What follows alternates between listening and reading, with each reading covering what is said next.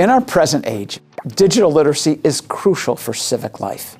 Never before has so much information been at our fingertips. But whether all of this information will make us smarter and better informed, or actually more confused and misguided, depends on one thing: how we respond to the challenges presented by this complicated information landscape.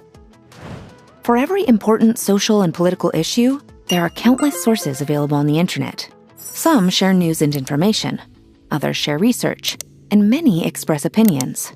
But an untold number of sources also seek to influence or even mislead you and your students. And realistic AI-generated content is only making it more difficult to know what to trust on the internet. To make sense of this overwhelming volume of information, your students need to be able to sort through competing sources and find credible information. Now, your students may have grown up with digital devices, but that doesn't mean that they know how to evaluate the information that streams across their screens. And research suggests that young people aren't equipped to handle this complex and fast-changing digital information landscape. A study by the Stanford History Education Group of 3,446 high school students from across the United States revealed the depth of the challenge. When viewing a video on social media claiming to reveal voter fraud in the United States, only 3 students, less than 0.1%, discovered that the video showed ballot stuffing in Russia, a fact students could have easily located had they just done a quick online search. If students can be so easily misled, our nation's civic health is at risk. Fortunately, there are evidence-based approaches based on research that we've conducted with professional fact checkers that you can use to help your students discern online information. Here's what the research showed.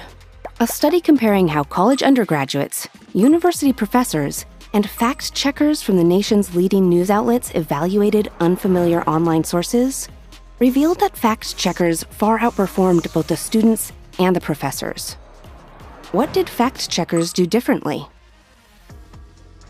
When the students and professors were faced with an unfamiliar source, most stayed on it and read it closely. But fact checkers almost immediately left unfamiliar sources and turned to the broader web. They opened new browser tabs and searched for information about the source. A strategy called lateral reading. In short, they used the web to check the web. By doing so, fact checkers learned far more about the sources they encountered. Peer-reviewed studies conducted by the Stanford History Education Group, as well as by researchers in Canada, Sweden, Germany, and Italy, shows that students can be taught the strategies used by fact checkers.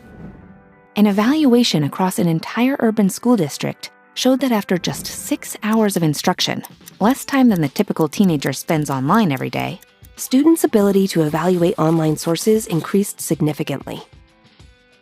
However, to be truly effective, this type of instruction cannot be relegated to a single lesson. It has to be integrated into the curriculum in ways that allow for repeated practice.